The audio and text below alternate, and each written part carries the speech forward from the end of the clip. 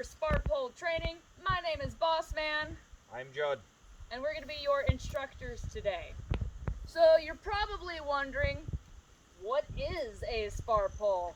And you are correct in thinking that it's the thing behind me. Wow, you are so astute and brilliant. Yes. This Spar pole was actually the very first tree chosen and the very last tree cut down in a logging area. So what the high climbers would do as they climbed up a tree, they would have an axe on one hip, a saw on the other hip, and as they climbed up the tree, they would delimit to get to the top. When they got to the top, they would screw in bolts and pulleys and cables, and it would look a little something like this. The purpose of these cables that would go off in different directions, similar to what a maypole looks like, those cables would help to guide down the other trees as they were getting felled. And then there was a machine called a steam donkey. The steam donkey was a very large machine that would winch its way up those cables and then collect the logs, so that way the loggers didn't have to drag the logs all the way around to different areas. So we have something very similar today. We have a pole right here, we have a cable coming out of it, in this case it's a rope, and we have a steam donkey, who in our case is just a belaying donkey. Alright, to be able to climb today, we have some equipment. Judd is going to go over said equipment. Alrighty, so when you are climbing is a two-person job. You have one climber, one donkey. Now there's one piece of equipment that both of those people will need. That is the harness here. Now there are two types of harnesses. You see the black harnesses there and the red here. Now the blacks are all small. The reds go medium to large. If you look at the leather tag on the back of the harness, that will tell you what size it is. So you're going to take the harness and step through it just like a pair of pants like this. You're going to start with the belt loop right here, just like this. And then if you're wearing a black harness, you have leg loops you will step through and then tighten. If you're wearing a red, you have these loops that you're going to buckle just like this. For the black harnesses, you want to cinch both sides at the same time, like so. You do not want to do one side and then the other, otherwise these rings will be skewed and you're going to be climbing cattywampus. Finally, make sure that you put on the harness without things in your pockets. You don't want any spoons that might stab you, no pocket watches that might get crunched, so you can go ahead and take those items out of your pockets now. Alrighty, so you will tighten those straps. Now, with the harnesses, you do not need these harnesses to be oppressively awfully as tight as they will possibly go. So long as they are snug and you're not able to really move them around, that harness is good to go. Now, when you are donkeying, like I said, the only piece of equipment you will need is the harness. When you are climbing, there are, however, a few other pieces of equipment you must be familiar with. First of those is right here. These are our gaffs. These are what allow us to actually do the climbing. You see this spike here. This is what actually goes into the spar pole. Now, there are two things you're going to need to know in order to orient the gaff correctly. The first of those is this spike here. It needs to be on the inside of your leg. If you put the spike on the outside like this, you're going to be climbing cross-legged ranger style like this, and that is no fun. Believe us, we have tried. So it is very important that when you have the gaff, that knife blade is on the inside of your foot. Now, this big leather flap that you see up here, this is called the shin guard. Now, we're going to do a quiz. What part of your leg do you think the shin guard should go over? The shin. Wow. Genius. Yes. Geniuses. Incredible. So, when you are putting on the gaff, you're going to put it on the ground. Step into it just like this, making sure that that blade is on the inside. The shin guard is on the front of your leg over the shin, and you will start with this top buckle first. Now, one thing to note with the harnesses, or not with harnesses, with the gaffs, excuse me. Well, I said the harnesses do not need to be as tight as they can go. The gaffs do. These gaffs need to be as tight as you can get them, uncomfortably tight. If you think about tying a tourniquet on your leg, the gaff is one step below a tourniquet. So they need to be about as tight as you can get them. So you start with this top loop. This strap here is going to get wrapped around the back through the buckle just like this. Again, making sure that that gaff is as tight as you can get it. Notice when I shake it around, it doesn't really make a lot of noise. It's not moving around. That gaff is pretty secure. So once you get one gaff on, you're going to take the second one, put it on in the same way. Step into it, making sure the blade's on the inside, shin guard is in front. Start with the top loop. Get it as tight as it will go. Like this.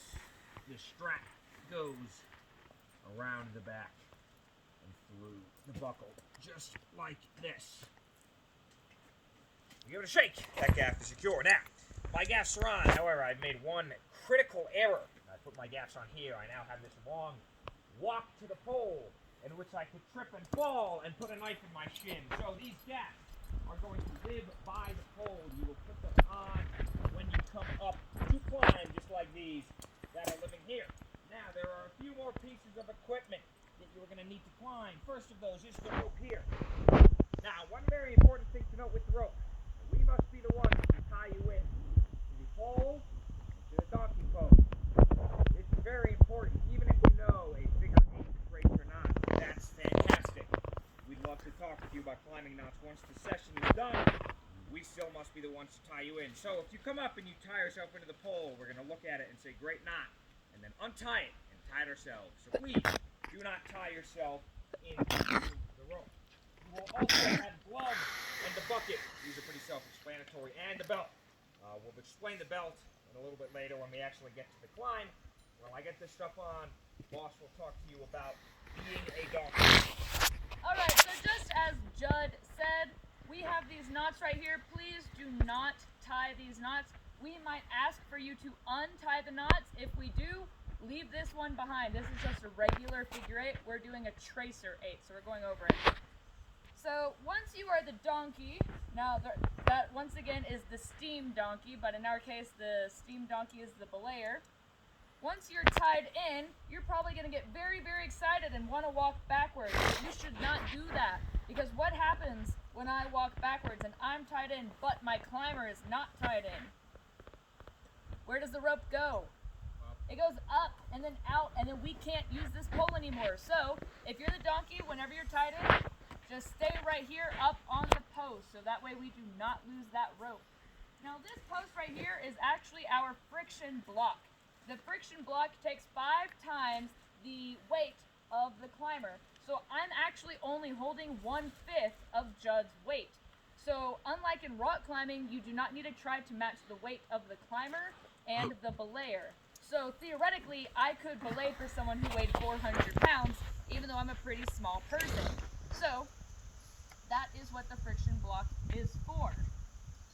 And I believe that is oh yes, the purpose of the donkey is to make sure that the climber is safe and not going to fall the entire time.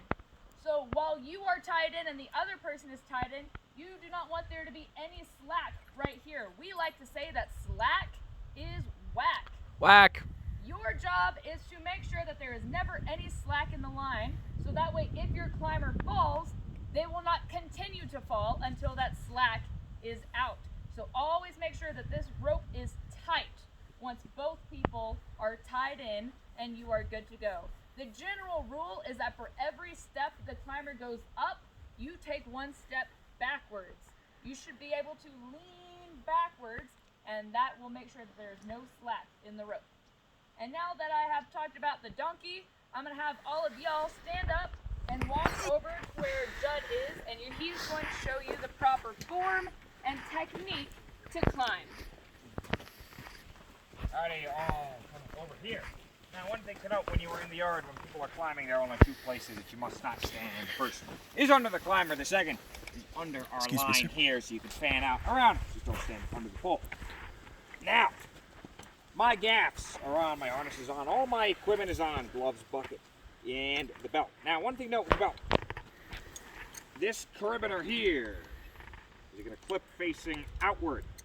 If you just try to push on it like this, notice it's not going to open. So you need to push on the back and then open that carabiner. Now, my equipment is on.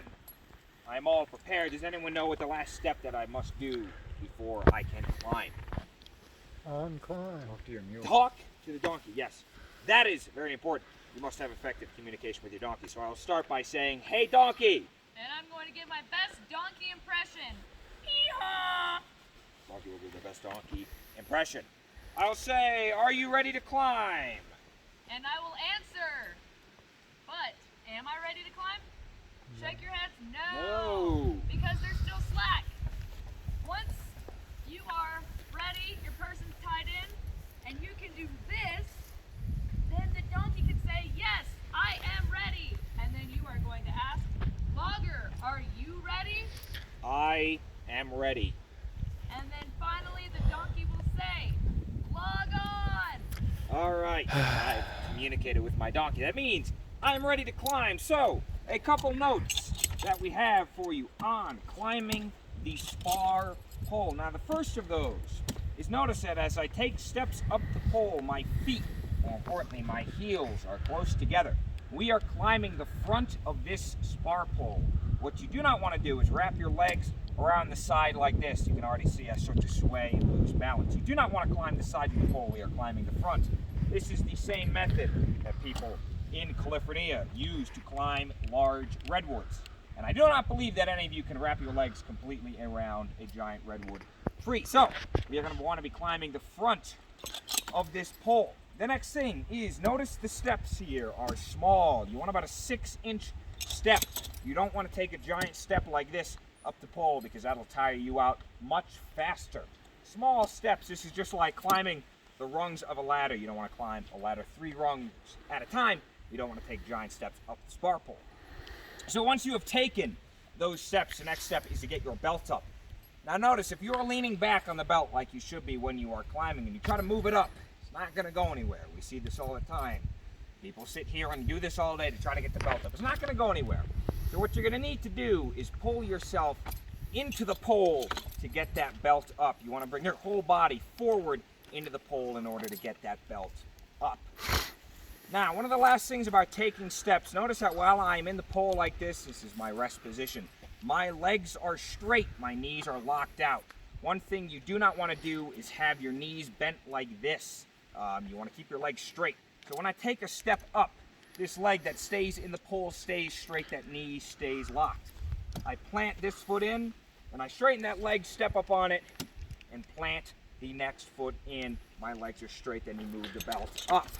That is about how you want to climb. Small steps, keeping those legs straight the entire way up the pole.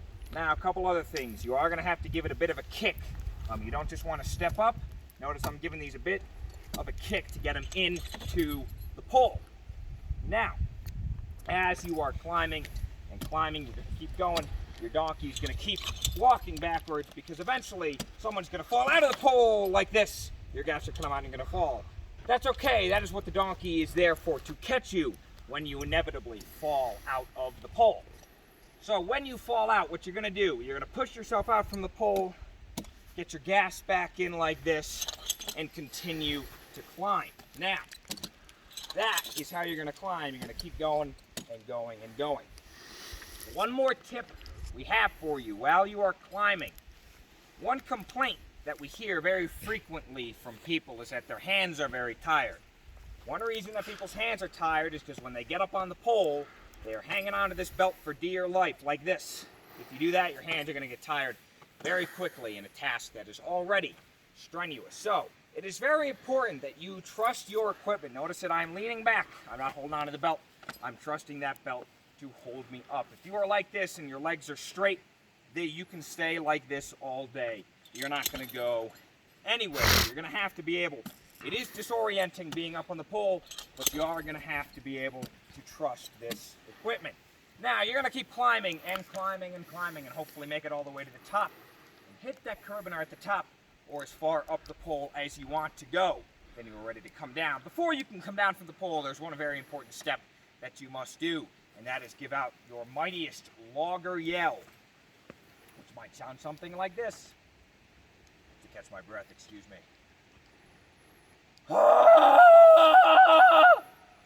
Once you've given your logger yell, the donkey will then rate said logger yell. Yeah, that was like a 6 out of 10. 10 out of 10. All right, so once you have given your logger yell, it means you are ready to come down from the pole. So what you are going to do, you're going to wrap your arms around the pole just like this. Hug that pole. Then you're going to unclip one side of the belt. You're going to place that belt right over your shoulder, and then you are going to talk with your donkey and make sure they're ready. So you're going to say, "Hey donkey, I'm ready to come down." All right, logging you off. All right, so you're going to lean back, get your toes out to the front of the pole, just like this, getting your hands onto the rope. And as your donkey slowly walks forward, you're just going to walk down the pole just like this. Now, donkeys, as we all know, are very slow. So while you are a donkey, you will walk very slowly back to the post. You probably think in your adolescent mind that it is hilarious to run to the post and watch your logger plummet to their death. But just remember that the rotation goes as such. You are the donkey, and then you become the climber next. And then a new person becomes the donkey. And then you realize perhaps it is not as funny to be dropped from the top of a 30-foot pole. So just keep that in mind as you are donkeying for your climber. Now that we have demonstrated how to climb, are there any questions? All right, well, if there are no questions, then that concludes our demonstration, and I want 4 people in harnesses, and we're going to go ahead and get started.